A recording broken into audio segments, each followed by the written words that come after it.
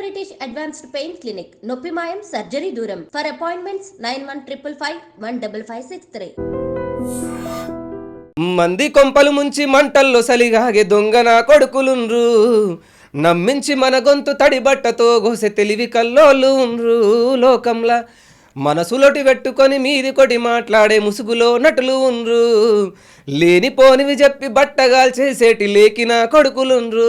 లోకంలా అబ్బబ్బ నువ్వెంత గొప్పోనివంటారు, అబ్బబ్బ నువ్వెంత మంచోనివంటారు, అరసెకనులోన మాట మార్చేస్తారు. మంది కొంపలు ముంచి అర్రే మంది కొంపలు ముంచి మంటల్లో సలిగాగే దొంగన కొడుకులుండ్రు, నమ్మించి మన గొంతు తడిబట్టతో గోసె తెలివి కల్లోళ్ళు ఉండ్రు భూమి మీద. ఎక్సలెంట్. బరియల్ గ్రౌండ్, శ్మశానం పక్క నుంచి కూడా వెళ్తూ ఉంటాం కానీ కన్నెత్తి కూడా చూడం. పైగా మీ షూట్స్ అన్ని కూడా ఎక్కువగా ఈ శ్మశానాల్లోనే జరుగుతూ ఉంటాయి. మనకు తెలిసిందే అక్కడ ఆత్మలు ఉంటాయని, దయ్యాలు ఉంటాయని, నెగిటివ్ ఎనర్జీ ఉంటుందని, ఇలాంటివి మనందరికీ తెలిసిందే. మీకు షూట్స్ జరుగుతున్నప్పుడు అలాంటి ఎక్స్పీరియన్సెస్ ఏమైనా కలిగాయా? నేను కళ్ళారు చూసింది చెప్తానండి. నాకెప్పుడు కూడా శ్మశానంకి వెళ్ళినప్పుడు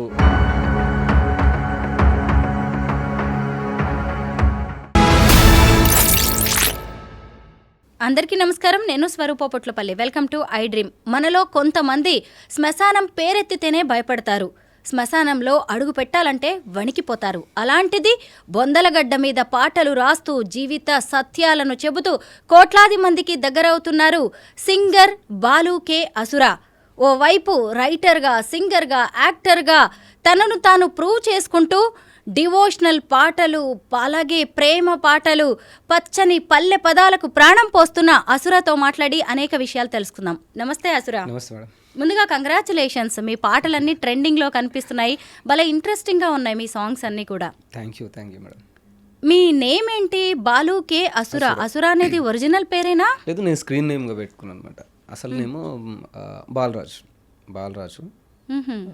మాది ఇక పెరిగిన వాతావరణంలో అండ్ కొద్దిగా నేను డిఫరెంట్గా మనం వెల్వెట్ కావాలి మన పాటలు మనము అని చెప్పేసి దాన్ని బాలుకి అసురగా మార్చుకున్నారు. కే ఫర్ కొండల్, మా గురువు గారు. ఓహో, గురువు గారి పేరా అది? చనిపోయారు యాక్సిడెంట్లో. సో నా జ్ఞాపకంగా నన్ను ఫస్ట్ నా టాలెంట్ని గుర్తించిన వ్యక్తి తనే కాబట్టి కొండల్ షార్ట్ కట్లో కే చేసేసి అసుర అనేది అంటే నా మైండ్ సెట్ కానీ నా ఐడియాలజీ కానీ పాటలు అందించేటప్పుడు రాసేటప్పుడు చాలా డిఫరెంట్ జోనర్లో వెళ్ళాలని నేను మొదట్లోనే ప్రిపేర్ అయ్యాను అనమాట. స్కూల్ లైఫ్ నుంచి కూడా డిఫరెంట్ థాట్స్ అనమాట, ఎవరు చేయకుండా కొత్తగా చేస్తే బాగుంటుంది అన్న ఆలోచనలో అట్లా పుట్టిందే ఈ శ్మశానం కాన్సెప్ట్ కానీ ఆ పాటలు ఆ గౌరవ పాట. అయితే బాలు గురించి తెలుసుకోవాల్సింది చాలా ఉందన్నమాట. పేరులోనే ఇంత ఉందంటే మీ మనసులో ఇంకెంత ఉండొచ్చు కదా. బాలు అంటే బాలరాజు, కే అంటే కొండల్ గురువు గారి నేమ్, అసుర అంటే స్క్రీన్ నేమ్ నా ఐడియాలజీ. ఇంకా నేను ఎలా వెళ్తాను నడవడిక కానీ నా పాటలు ప్రతి పదం కూడా ఏదో ఆలోచించే విధంగానే, లైక్ సొసైటీని అవేర్నెస్ చేయడం కానీ, మోటివేషనల్ చేయడం, ఇలా ఇన్స్పిరేషన్గా ఉండాలి, ఏదో ఒకటి సాధించాలి అన్న ఒక హిస్టరీని, తనకంటూ ఒక హిస్టరీని క్రియేట్ చేసుకోవాలి అన్నట్టుగా అలా వెళ్తూ ఉంటా. అంటే బేసిక్లీ మనం ఏంటంటే ఈ ఏజ్లో ఉన్నప్పుడు వచ్చే పాటలు లవ్, రొమాంటిక్, డబుల్ మీనింగ్, ఇప్పుడు సోషల్ మీడియాలో ఉన్నట్టు కొద్దిగా వల్గారిటీ యాడ్ చేసి కానీ అలాంటి సాంగ్స్ వస్తాయి. అంటే నేను కూడా చేయగలను, కానీ నేను తొందరగా సక్సెస్ కావాలి మార్కెట్లో, నాకున్న పరిమితిలో అండ్ ఆ డబ్బులు కానీ లైక్ ఎకనామికల్గా నేనున్న సిచ్యువేషన్లో. సో అందరూ అసుర బాలు అనే విధంగా నేను ఐడెంటిఫికేషన్ చేసుకోవాలి, ప్రూవ్ చేసుకోవాలి అన్న థాట్లో అది. బాలు రీసెంట్గా రిలీజ్ అయిన మీ సాంగ్ విన్నాను నేను, మంది కొంపలు ముంచే. ఏంటి, ఏ రేంజ్లో రాశారు? మీరేనా కదా రాసింది? రాశారు, పాడారు, యాక్ట్ చేశారు. ఆ యాక్టింగ్ అయితే మెచ్చుకోవాల్సిందే. అంటే కాటి కాపరి లాగా, శ్మశానంలో ఉండే వ్యక్తిలాగా బాడీ అంతా వంచేసి ఆ కర్ర పట్టుకొని నటించడం కాదు బాలు, జీవించేశారు. ఏంటి ఇన్స్పిరేషన్ ఆ సాంగ్కి? అంటే నేను అంతకుముందుకు మంది కొంపలు పాటకు బిఫోర్ నుంచి ఒక 2 years నుంచి నా సాంగ్స్ మార్కెట్లో అంత లేవు. నేను కొద్దిగా డిప్రెస్లో కూడా ఉన్నా. అంటే నేను చేసింది అంత శ్రమ వృధా అయిపోయిందని చెప్పేసి నేను ఫైనాన్షియల్గా సెట్ కాకపోవడం, పేరు బాగానే ఉంది కానీ నేను ఫైనాన్షియల్ కూడా సెట్ కాలేదు. అండ్ ఈ ఫీల్డ్లో నేను చూసిన మోసాలు అదొకటి. నేను 14లో వచ్చా, 2014లో వచ్చా ఇక్కడికి. సో 10 సంవత్సరాలు గడిచిపోయింది. ఈ 10 సంవత్సరాల గ్యాప్లో ఆల్రెడీ నా చిన్నతనం అంతా కూడా బాధలు, కన్నీళ్ళు, లైక్ కొద్దిగా ఎమోషనల్, మా పాటలను చూస్తే మీకు అర్థమైపోద్ది. సో అట్లా నడుస్తూ ఉన్న క్రమంలోనే కొద్దిగా బాగా గాయమైంది మనసుకి. సో అలాంటి టైంలో నేను కొన్నిసార్లు సూసైడ్ చేసుకున్న సిచ్యువేషన్స్ వచ్చాయి. సో అట్లా లాస్ట్ 2 yearsలో ఒక 2 times సూసైడ్ అటెంప్ట్ చేసుకున్నాను. అంటే లైక్ ఫైనాన్షియల్గా నిల్లు ఉండడం వల్ల అండ్ అలాగే డబ్బులు మోసపోవడం ఇవన్నీ జరిగినాయి. సో బ్రతకలేను చావలేను అని చెప్పేసి నా పాటలు ఎంతోమందిని మోటివేట్ చేశాయి. బట్ నన్ను మోటివేషన్ చేసే పర్సన్ లేరు అండ్ నా స్క్రీన్ నేమ్ వెళ్ళిపోయింది, కష్టపడి సంపాదించుకున్న పేరు అని చాలా బాధ ఉండేది. సో ఆ టైంలో ఇంకా నన్ను నేను కొద్దిగా ఎంకరేజ్ చేసుకుంటే ఏదో కొత్తగా చేయాలి. దాదాపు మంది కొంపల కంటే ముందు దాదాపు నేను ఒక 50 పాటలు రాసుంటా కొత్తగా. కానీ ఇంకా కొత్తగా వెలివేట్ చేయాలి, నన్ను జనాలు గుర్తుపట్టి చేయాలి, మళ్ళీ నా ఛానల్ తెలియాలి, నేను తెలవాలని అంటే ఏం చేయాలని చెప్పి సో దొంగ నా కొడుకులు అనే కాన్సెప్ట్ తీసుకొని సో నా జీవితంలో జరిగిందే. సో నేను రాసే ప్రతి పాట కూడా ప్రతి ఒక్కరి జీవితంలో జరిగినట్టుగా ఉంటుంది కాబట్టి అందరికీ కనెక్ట్ అవుతుంది కాబట్టి ఆ కాన్సెప్ట్ తీసుకున్నాను. అయితే ఆ సాంగ్ షూట్ చేసిన లొకేషన్స్ గురించి మనం మాట్లాడుకోవాలి. ఇప్పుడు మంత్రి సీతక్క గారి నియోజకవర్గం ములుగు జిల్లాలో ఉంటుంది. దామెరవాయి అనే విలేజ్ లో అది షూట్ చేశారు. ముఖ్యంగా ఎన్నో ఏళ్ల నాటి ఆది మానవుల సమాధులు ఉంటాయి అక్కడ. అంత చారిత్రక ప్రాశస్త్యం కలిగిన ఆ ప్రదేశాన్ని ఈ పాటకి ఎందుకు ఎంచుకున్నారు బాలు? నాకు ఒక షూట్లో పరిచయమైన వ్యక్తి మన కాకతీయ యూనివర్సిటీ నుంచి కొత్తూరి రోహిత్ అని ఒక పర్సన్ ఉన్నారు. మంచి స్టూడెంట్ లీడర్ తను. నా పాటలు అంటే తను చాలా ఇష్టం. ఒక షూట్లో అనుకోకుండా పరిచయం అవడం వల్ల నేను అడిగాను అనమాట, నాకు ఒక డిఫరెంట్ టైప్ ఆఫ్ లొకేషన్ కావాలి, ఆఫ్టర్ లాంగ్ టైం స్క్రీన్ మీదకి వస్తున్నా అంటే నేను తీసేది సమాధులు ఈ టైప్ ఆఫ్ ఉంటుంది కాబట్టి కొత్తగా ఉండాలి వాతావరణం అని చెప్పా. అప్పుడు నేను వరంగల్ సైడ్ షూట్లు అటు తాడ్వై ఆ లొకేషన్లో చాలా తక్కువ షూట్లు జరిపింది. సో లేదన్నా నేను దగ్గరుండి నేను దామరవాయి అనే విలేజ్ ఉంది, అక్కడ ఆది మానవులకు సంబంధించిన సమాధులు ఉన్నాయి, చాలా చరిత్ర గల ప్రాంతం, బట్ ఇంకా బయటికి అంత తెలియలేదు. మీరు ఎప్పుడు సోషల్ మీడియాలో కూడా ఉంటారు కాబట్టి జనాలకు తెలిసే ఛాన్స్ ఉంది, మీరు రండి విజిట్ చేయండి అంటే ఫస్ట్ ఒక రోజు వెళ్ళి చూసేసి వచ్చా.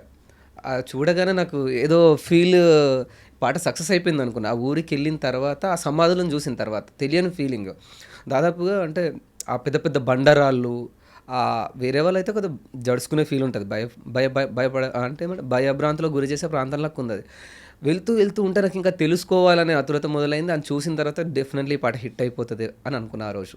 సో ఖచ్చితంగా అది చేద్దాం.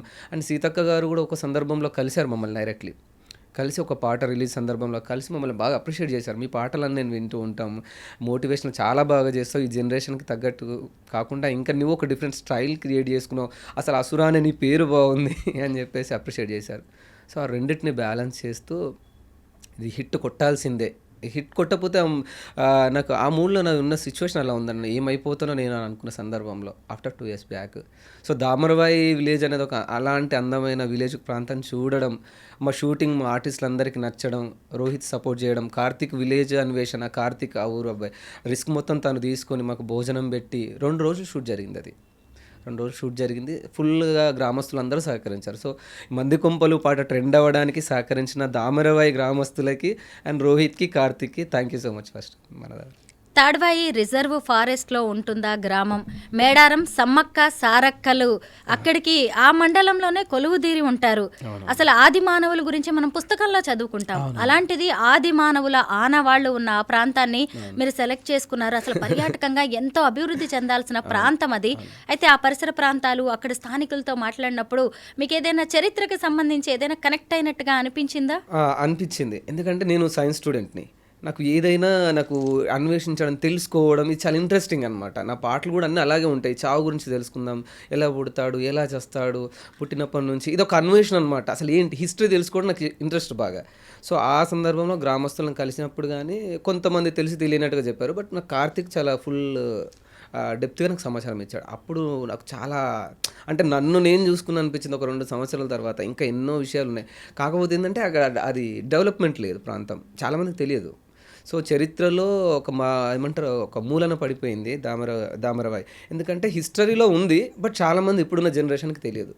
బట్ నా పాట ద్వారా చాలామంది మీరు అడిగినట్టే ఆదిమానవుల ఈ గుహలు, ఆ సమాధులకు సంబంధించి కొంతమంది నా ద్వారా తెలుసుకునే ప్రయత్నం అయితే చేశారు. బాలు, అసలు మీ పెన్నుతోటి, మీ గాత్రంతో ఎంతోమందిని మేల్కొల్పుతున్నారు, ఎంతోమందికి జీవితం మీద ఆశ రేకెత్తిస్తున్నారు. అలాంటిది మీరు జీవితం మీద ఆశను కోల్పోయానని చెప్పారు, 2 సార్లు సూసైడ్ అటెంప్ట్ చేశానని చెప్పారు. అంటే దాన్ని బట్టే నిజంగా నేను పాట వింటున్నప్పుడు ఏంటి ఎంత సీనియర్ రాసిన పాటలు ఇవి, ఎంత జీవిత సారాన్ని చూసిన వాళ్ళు, ఎంత జీవితాన్ని చూసిన పెద్ద పెద్ద వాళ్ళు రాసే పాటలు ఇవి అనిపించింది నాకు. ముఖ్యంగా బొందలగడ్డ పాట కావచ్చు, 1000 ఏళ్ళు బతికినా గానీ సావే కదరా అనే పాట, వెళ్ళురావో మనిషి ఏంటి బాలు, అసలు ఒక పాట ఇలాంటివి రాయడానికి ఎన్ని రోజులు టైం తీసుకుంటారు? ఏం గుర్తు చేసుకుంటారు మీరు ఇలాంటి పాటల విషయంలో? నేను చిన్నప్పటి నుంచి పెరిగిన వాతావరణం కూడా చాలా తిండికేర్చిన పరిస్థితులు, సరిగ్గా బట్టలు కూడా లేని పరిస్థితి, చదువుకోవడానికి డబ్బు లేని పరిస్థితి, సమాజంలో ఒక నాన్న మనకు లేకపోతే సమాజం కానీ, బంధువులు కానీ, ఫ్రెండ్స్ కానీ మనల్ని చిన్న చూపు చూసే విధానం, బాగా డెప్త్గానే హర్ట్ అయిపోయిన స్కూల్ లైఫ్లోనే. ఏంటి అని, ఇలా ఏంటి, ఒక మనిషికి ఎందుకు వ్యత్యాసం ఉంటుంది, తినే తిండిలో కానీ, కలిసిపోయే విధానంలో కానీ. ఊర్లలో 14 ఆ టైంలో, అంత ముందుకే అంటే 14లో నేను హైదరాబాద్ వచ్చానంటే అంతకు ముందుకే ఇలాంటి సంఘటనలన్నీ చూసా. ఒక మనిషి అంటరానితనం చూశాను. డబ్బున్నవాళ్ళు డబ్బు లేకపోతే ఎలా చూస్తారు ఒక మనిషిని. స్కూల్ లైఫ్లో కానీ, స్టడీ ఎడ్యుకేషన్, ప్రతి మనిషిలో నేను అబ్జర్వ్ చేసిన. నేను అప్పుడు అనుకున్నాను అనమాట, ఒక మనిషి ఎందుకు, అందరూ పోయేది బొందలగడ్డకి, అందరూ చచ్చిన రోజు పోయేది అక్కడికే. 6 అడుగుల బొందకి, 6 అడుగుల ఆ గొయ్యి కోసం ఎందుకు మనిషి ఇంత మూర్ఖంగా ప్రవర్తిస్తాడు? ఒకవేళ మనం అంటే మన విధిరాతన, మన తాతలు తండ్రులు సంపాదించిన ఆస్తులా తెలీదు. మీరు బెటర్ పొజిషన్లో ఉండొచ్చు, మిగతా వాళ్ళు లేకపోవచ్చు.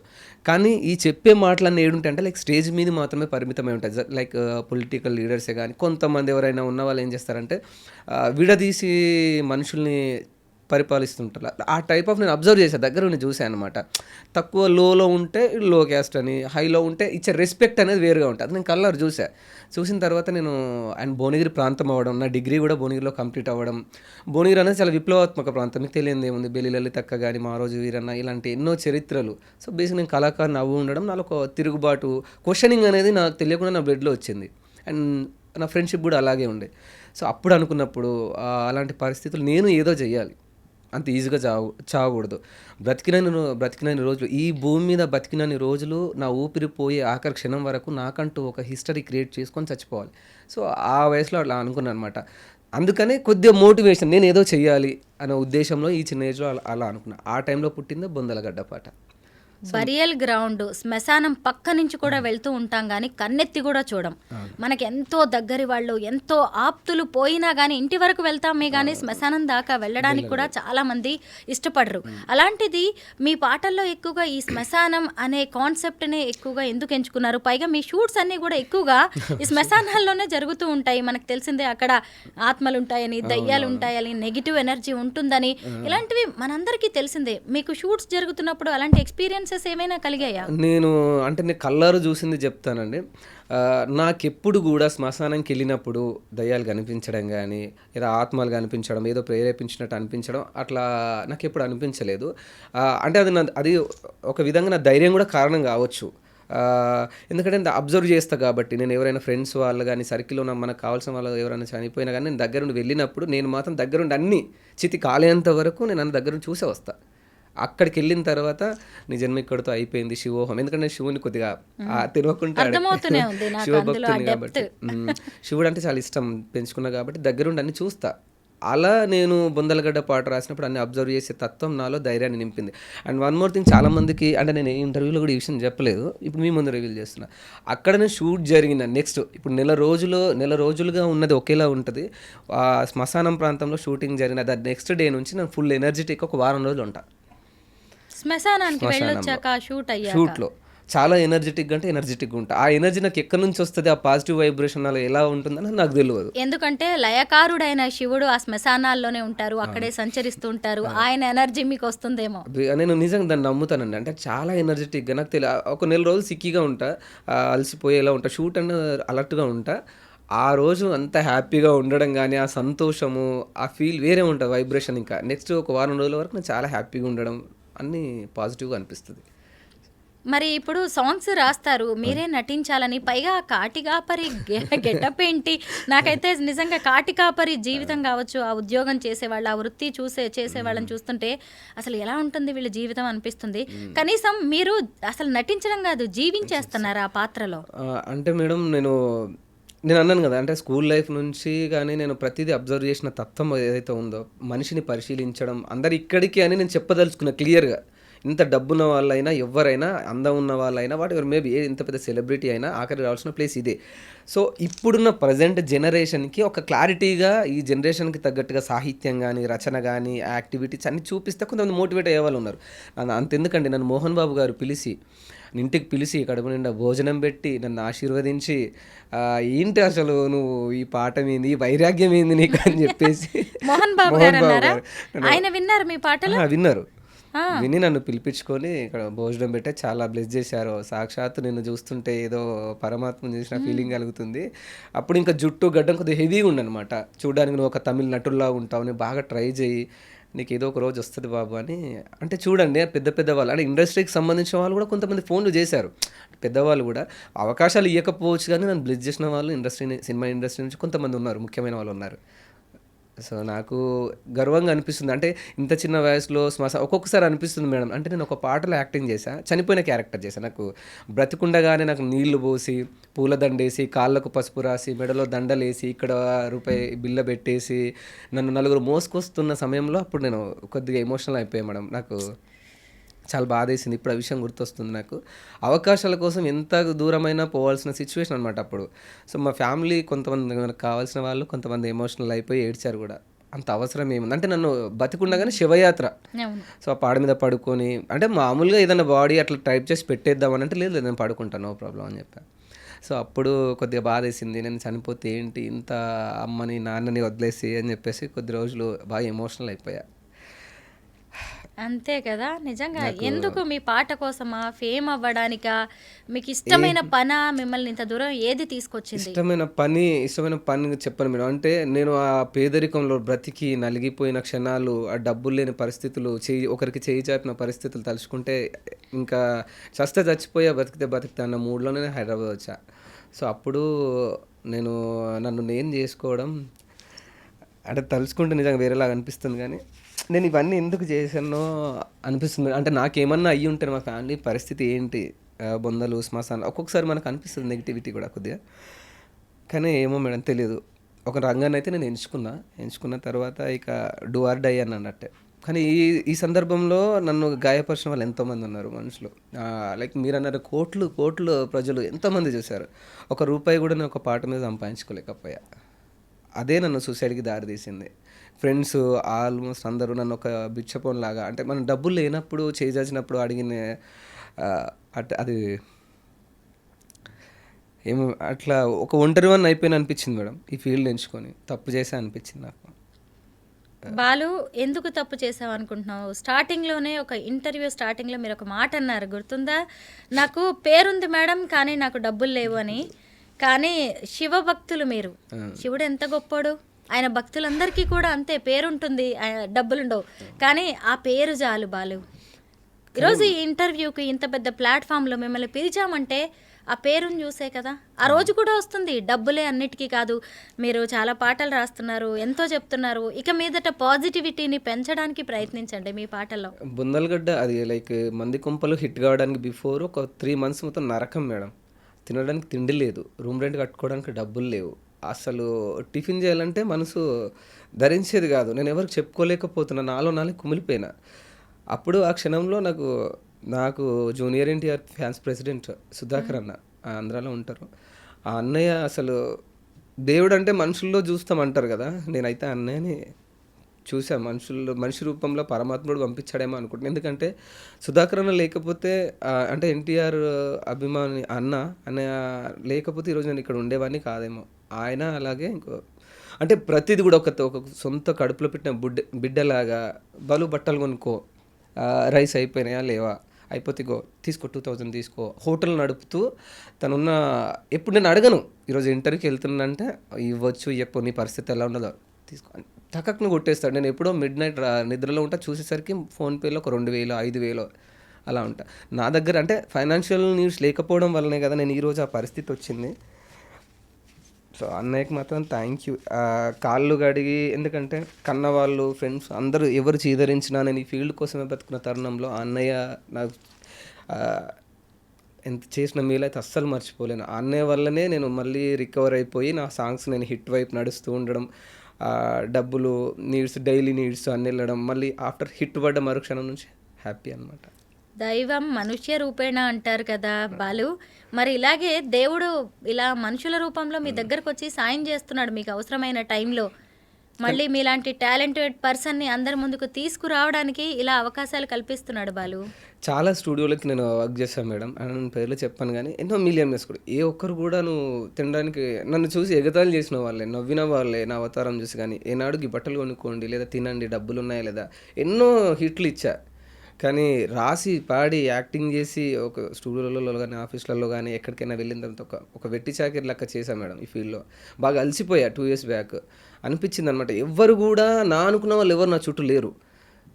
పాటలు మాత్రం జనాల్లో ఎంతో క్రేజ్. ప్రతి ఒక్కరు ఎందుకు నీ పాటలు రిలీజ్ కావట్లేదు, ఎప్పుడు రిలీజ్ అవుతాయి, ఎప్పుడు రిలీజ్ అవుతాయి, అసలు ఎక్కడ వెళ్ళిపోయింది అని ఫోన్ చేస్తుంటే నాకు ఎంత ప్రేమ ఉందా, ఎంత అభిమానం ఉందా అని మళ్ళీ నేను బ్రతకాలి, నేను కావాలి, రావాలి, కంబ్యాక్ ఇవ్వాలి అని చెప్పేసి మంది కొంపలు వెయిట్. చూసారా ఎంత మంచి రోజులు వచ్చాయో, మళ్ళీ ఇలా నవ్వుకుంటున్నాం కదా. అలా హిట్ అయిన మరుక్షణం నుంచి every days happy day madam. అంటే నేను నా గురించి బతుకోవాలని డిసైడ్ అయిన మరుక్షణం నుంచి నేను చాలా సంతోషంగా ఉన్నా ప్రతిరోజు. బాలు నాకు ఒక మంచి పాట పాడాలి, ఏ పాట పాడదని చెప్పండి. రీసెంట్ పాటతోనే స్టార్ట్ చేద్దాం, ఎందుకంటే జనాలు నన్ను అసరైజ్ బ్యాక్ అన్నారు. Yes. సో ఈ పాటతో కాబట్టి ఇదే పాట. మంది కొంపలు ముంచి మంటల్లో సలిగాగే దొంగన కొడుకులుండ్రు, నమ్మించి మన గొంతు తడిబట్టతో గోసె తెలివి కల్లోలు ఉండ్రు, లోకంలా మనసులోటి పెట్టుకొని మీది కొటి మాట్లాడే ముసుగులో నటులు ఉండ్రు, లేనిపోనివి చెప్పి బట్టగాల్ చేసేటి లేకిన కొడుకులుండ్రు, లోకంలా అబ్బబ్బ నువ్వెంత గొప్పోనివంటారు, అబ్బబ్బ నువ్వెంత మంచోనివంటారు, అరసెకనులోన మాట మార్చేస్తారు. మంది కొంపలు ముంచి మంది కొంపలు ముంచి మంటల్లో సలిగాగే దొంగన కొడుకులుండ్రు, నమ్మించి మన గొంతు తడిబట్టతో గోసె తెలివి కల్లోలు ఉండ్రు భూమి మీద. సో ఈ టైప్ ఎక్సలెంట్. ఆ టైం రావాలి బాలు, ఆ టైం కోసమే మనం వెయిట్ చేయాలి అంతే.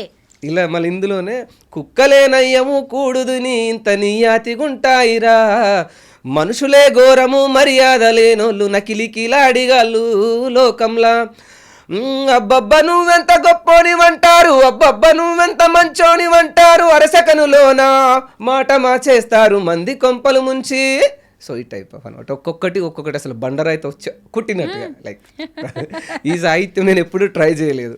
బేసిక్లీ అసుర సాహిత్యం అంటే మనిషిని వెంటనే ఏడిపించేది సాహిత్యం, వెంటనే కదిలించే సాహిత్యం, చాలా శుతిమెత్తన పదాలు ఉంటాయి అనమాట. కానీ ఇందులో మాత్రం చాలా రఫ్ హ్యాండలింగ్ చేసిన అనమాట. సో అంటే కొట్టినట్టుగా. సో చాలామంది నవ్వుకున్నారు, ఎంత బాగుందా అని చాలా ట్రెండ్. బాలు లాంటి టాలెంటెడ్ సింగర్ని, ఒక టాలెంటెడ్ పర్సన్ని ఒక హారర్, క్రైమ్, ఈ అసుర సాహిత్యానికే పరిమితం చేయాల్సిన అవసరం కూడా లేదు. ఎందుకంటే మీరు ఎంచక్కగా లవ్ సాంగ్స్ రాస్తారు, పాడతారు, డివోషనల్ ఎంత బాగున్నాయి. నాకు ఇప్పుడు సరే ఇప్పటిదాకా బాధపడ్డాం ఏడ్చాం కాబట్టి ఒక్కసారి ఈ లవ్ ట్రాక్ లోకి వెళ్దాం. మీరు పాడిన ప్రేమ పాటలు ఒక్కసారి పాడుకుందాం. అంటే ఎక్కువ నన్ను ఈ జోనర్లో చూడడం వల్ల మనుషులకి ఇదే, చాలా మందికి ఇదే అని తెలుసు. కొన్ని రాసిన అంత హిట్, కొన్ని అయినాయి, కొన్ని కాలేదు. అందులో నేను రాసిన పాటే, నన్ను ప్రేమించేటప్పుడు మీ అమ్మ నాన్న గుర్తుకు రాలేదా పిల్ల, నన్ను ప్రేమతో పిలిచిన ఆ రోజులు నీకు యాదికొస్తలేవా మళ్ళా,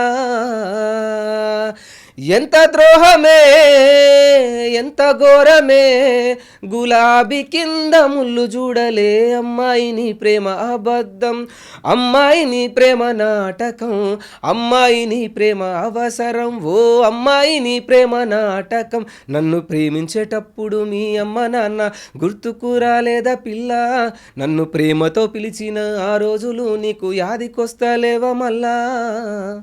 ఇంకో సాంగ్ కూడా ఆన్లైన్ ప్రేమలు, ఆన్లైన్ మోసాల మీద మీతో పాటు ఇంకో సింగర్ తో కలిసి పాడారు. ఆ పాట పాడారు, లవ్ చెయ్యకురా అని చెప్పేసి. ఇన్స్టాగ్రామ్ సింగర్ ట్రెండ్, మా అబ్బాయితో నేను పాడిచ్చా. లవ్ ఎయ్యకురా నువ్వు లకలకలుకలుకలైతవురా, లవ్ ఎయ్యకురా నువ్వు లకలకలుకలుకలైతవురా, 10th లవ్ తెర్లైపాయే, ఇంటర్ లవ్ ఇజ్జతు వాయే, డిగ్రీ లవ్ డిస్టర్బ్ చేసే, బీటెక్ లవ్ బిస్కెటాయే, లవ్ ఎయ్యకురా నువ్వు లకలకలుకలుకలైతవురా, లవ్ ఎయ్యకురా నువ్వు లకలకలుకలుకలైతవురా. లవ్ చేస్తే ఆగమైపోతావు అనేదాన్ని కొంత ఫన్నీగా అంటే ఫ్రెండ్స్ మనం కలిసినప్పుడు అలా లవ్ స్టోరీస్ని ఓకే డిస్కస్ చేస్తూ ఉన్నప్పుడు ఫన్నీగా అనిపించి ఇది క్రియేట్ చేసా. ప్రేమలో పడ్డారా బాలు? ఎప్పుడైనా ఎవరినైనా లవ్ చేశారా? అంటే అంత ట్రూ లవ్ అంటే అంత డెప్త్ లవ్ ఏం లేదు, బట్ ప్రపోజల్స్ అనేది మామూలుగా వస్తుంటాయి. మీరు ఎవరికైనా ప్రపోజ్ చేశారా? ఇంతవరకు లేదు మేడం. అంటే లైక్ ఉండే లవ్ స్టోరీ ఉండే, బట్ మనం ఈ ఫీల్డ్లో అంటే ప్రేమను దూరం పెట్టాల్సి వచ్చింది. మనల్ని కావాలనుకున్న వాళ్ళని నేను వదులుకోవాల్సి వచ్చింది అనమాట. ఎందుకంటే నేను అప్పుడే గెటిన్ అవుతున్నా, అప్పుడే పేరు వస్తుంది, లైక్ ఫైనాన్షియల్గా కూడా సెటిల్ అయినది, మెల్లమెల్ల గ్రోత్ ఇస్తున్నా. కాబట్టి చాలామంది కూడా ఏమన్నారంటే వద్దు ఇంత కష్టపడి 1 by స్టెప్ చేసుకున్న కొద్ది రోజులు ఆగు అంటే సరేలే అనుకున్నా. కానీ మనం వెయిట్ చేసినామని చెప్పేసి అమ్మాయి వెయిట్ చేయలేదు. సో అలాంటి సిచ్యువేషన్ ఒక సందర్భంలో ఎదురైంది. ఎవరి ప్రేమ కథలో విని ఎవరో మోసపోయారు అనుకుని ప్రేమను అంత నెగిటివ్ గా ప్రొజెక్ట్ చేస్తే ఎలా? లేదు మేడం, అంటే బేసిక్లీ వాళ్ళు బాధపడతారు కదా మేడం. అంటే అమ్మాయిలకు బాధ ఉండదని కాదు, అబ్బాయిలకు కూడా బాధ ఉంటుంది. బట్ అబ్బాయిలు ఏంటంటే ఎక్కువ ఎమోషనల్ అయిపోయి ఇలా ఎందుకు చేసింది ఇట్లా అని చెప్పేసి తిండి తినకుండా ఉండడం కానీ, కొద్దిగా వాళ్ళు ఆ బిహేవియర్ ప్రవర్తన వేరేలా ఉంటుంది. సో దాన్ని వాళ్ళని ఎంటర్టైన్మెంట్ చేయడం కోసం లవ్ చెయ్యకరా అంటే పూర్తిగా లవ్ చేయొద్దని కాదు, లవ్ చెయ్యాలి చేయొద్దని కాదు, కానీ సో దాన్ని కొద్దిగా ఫన్నీగా వెలివేట్ చేసే ప్రయత్నం చేశా. ఈసారి మీరు సీరియస్ గా లవ్ చేసి లవ్ సాంగ్ మంచిది రాయండి డెఫినెట్గా. అండ్ ఇంకోటి ఇందులోనే మీరు అంతేందుకు ప్రేమని పోల్చుతూ మామిడి పండు తీయగుంటుంది కాకరకాయ చేదుగుంటుంది అని ఒక పాట కూడా అప్పుడు కూడా ఇన్స్టాగ్రామ్ ఒక అబ్బాయితో పాడించారు. సో అది వాళ్ళ ట్రెండ్. సో ప్రేమలో ఉన్న సాహిత్యాన్ని ఎప్పుడు శోకంలోనే కాకుండా ఈ టైప్ ఆఫ్ కొద్దిగా నవ్విద్దామని చెప్పేసి అది కూడా నేనే రాసి వేరే అబ్బాయితో పాడించా.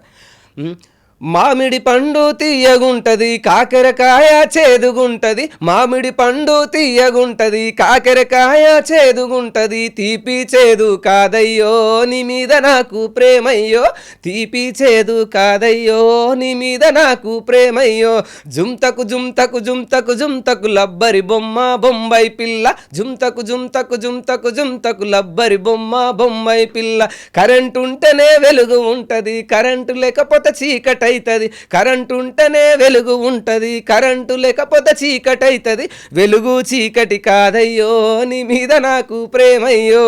సో కంపారిజన్ ప్రేమను ఫన్నీగా అంటే ఎప్పుడు ఏడిపించే పాటలే కాదు, ఇలాంటివి కూడా అన్ని రాస్తుంది, అన్నీ ఉండాలి జీవితంలో. సో అట్లా ప్రేమని పోల్చుతూ ప్రతి ఒక్కరిని జీవితం అంటే ఉగాది పచ్చడి బాలు. అంటే అలవాటు అయిపోయింది మేడం. అంటే అప్పుడు ఉన్న మీ స్టార్టింగ్లో ఏం చెప్పాను అంటే అప్పుడు నేనున్న సిచ్యువేషన్ పరిస్థితులు, బట్ ఇప్పుడు దయవల్ల నేనైతే సంతోషంగా ఉన్నానని చెప్పొచ్చు. డివోషనల్ సాంగ్స్ కూడా మీరు చాలా బాగా రాస్తారు, చాలా బాగా పాడతారు. ఈ మధ్య మీరు పాడిన రేణుకా ఎల్లమ్మ సాంగ్ నేను విన్నాను. ఆ ట్రెండ్ పాట రావు ఎల్లమ్మ రావు రావు రావు ఎల్లమ్మ. అవును. సో మంగ్లీ గారి పాటతో పోటీ పడిన పాట. ఎస్, నాకు అదే డౌట్ వచ్చింది. రావు ఎల్లమ్మ ఇది మంగ్లీ కదా పాడింది, మళ్ళీ ఏంటి అసురకేంటి దీనికి రిలేషన్ అనుకున్నాను. అది మీరే చెప్పాలి ఇప్పుడు. అవును, అంటే ఎల్లమ్మ ఈ డివోషనల్ పాటల్లో నేను ప్రౌడ్గా చెప్పుకోవాలి. డివోషనల్ ఈ జోనర్లో నేను డెఫినెట్గా ఒక అంటే నా రైటింగ్ స్కిల్స్ కానీ ఆ లెవెల్లో ఉంటాయి అనమాట, ఒక రేంజ్లో ఉంటాయి, దాన్ని పోటీ చేసే. సో నేను రాసిన ఎల్లమ్మ పాటలు అన్ని దాదాపు అన్ని హిట్ సాంగ్సే. సో సింగర్ ప్రభాతోని నేను పాడించిన పాట అనమాట, ఏది రావు ఎల్లమ్మ రావు రావు ఆ పాట. సో మంగ్లీ గారు కూడా ఆశ్చర్యపోయే విధంగా ఎవరు రాశారు ఈ పాట, ఎవరు అతను అనేంత అంటే లైక్ ఆ టాక్ వచ్చేంతలా తీసింది పాట. చాలా హ్యాపీ అనిపిస్తుంది. ఇప్పుడు కూడా ట్రెండింగ్లోనే ఆల్మోస్ట్ 20 millions కంప్లీట్ చేసుకున్న పాట తక్కువ టైంలోనే ఆ పాట. రావు ఎల్లమ్మ రావు రావో రావు రావో నువ్వు రావు ఎల్లమ్మ రావు రావో రావు రావో, వారం నాడు మంగళారం నాడు తలుపొద్దుగు ఎంగ పచ్చాని పందిట్ల అలుకు ముగ్గులేసి అలుగుట్ల కూసోని పెరువెట్టి విలువంగా, నువ్వు రావు ఎల్లమ్మ రావు రావో రావు రావో నిన్ను పెరువెట్టి విలువంగ రావు రావో, అయ్యో గడుసు గయ్యాలోడు గంభీరమకపోడు నీ తండ్రి సాంబయ్య నిన్ను చూడరాలేదు, లందలో కేకలు మందలో అరుపులు, నువ్వు రావు ఎల్లమ్మ రావు రావో నిన్ను పెరువెట్టి విలువంగ రావు రావో. సో ఇంత బాగా ఎలా రాస్తారు బాలు? అంటే లైక్ ప్రతిది కూడా నేను చెప్పాను, అబ్జర్వ్ చేసే మనస్తత్వం పర్టిక్యులర్గా ఎవరైనా విన్నా కానీ ఇది అసుర రాసిండని ఈజీగా ఐడెంటిఫై చేస్తారు. సో ఆ వైబ్రేషన్ మన పాటలు రాసే ఏడవాల్సిందే, నవ్వాల్సిందే, ఎగరాల్సిందే. నాకు కూడా అన్ని చూపించేసారు కాసేపట్లోనే. ఇంకో ఎల్లమ్మ పాట మీద కూడా రాశాను ఇదే జోనర్లో.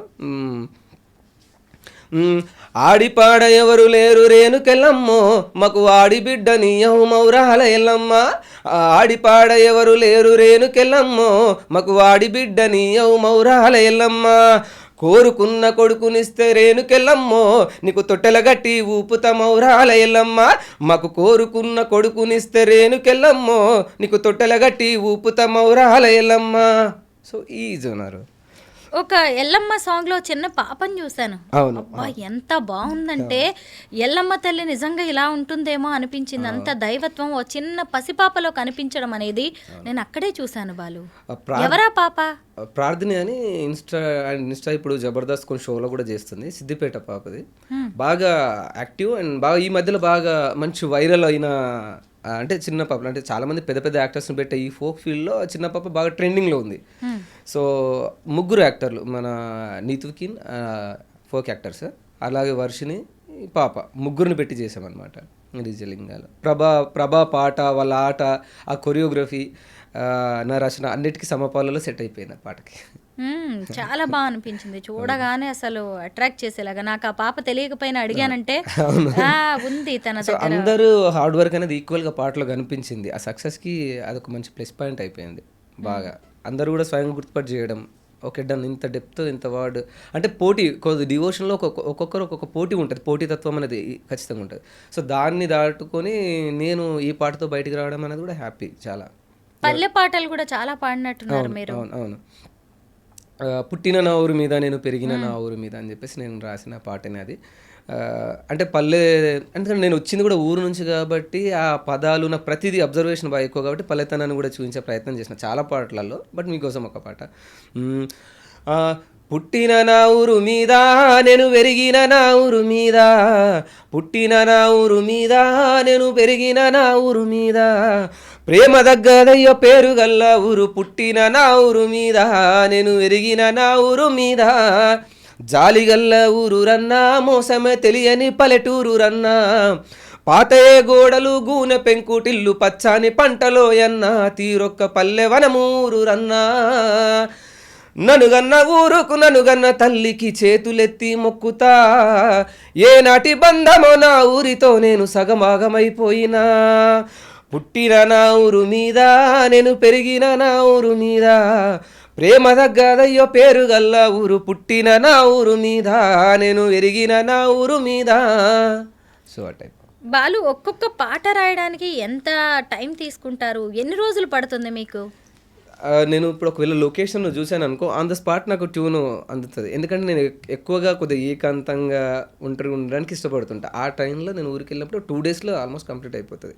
ఇప్పుడు నేను మిమ్మల్ని ఇలా చూశానంటే లైక్ నాకు ఇంటికి వెళ్ళలోపు ఏదో ఊహించుకున్నాను అనుకో, పాట వచ్చేస్తుంది. రాసేయండి బాలు, నా మీద ఒక పాట ఇంతవరకు ఎవరు రాయలేదు. సో ట్యూన్ ఇమీడియట్లీ వచ్చేస్తుంది నాకు. నేను వేరే ఆలోచనలో ఉంటా, బట్ ట్యూన్ వచ్చేస్తుంది. ఆ ట్యూన్స్ ఇంకా చరణాలు రాయడానికి ఈజీ, ట్యూన్ సెట్ కావడానికి కొద్దిగా డిసైడ్ చేసుకోవడానికి 2 days పడుతుంది అంతే. ఇలా అనుకుంటా, హమ్ చేసుకుంటా, ఇలా ఉన్నారు ఇట్లా ఇట్లా ఇట్లా అనుకున్న తర్వాత డన్, ఇది వెళ్ళిపోదాం ట్యూన్ అలా అయిపోతుంది.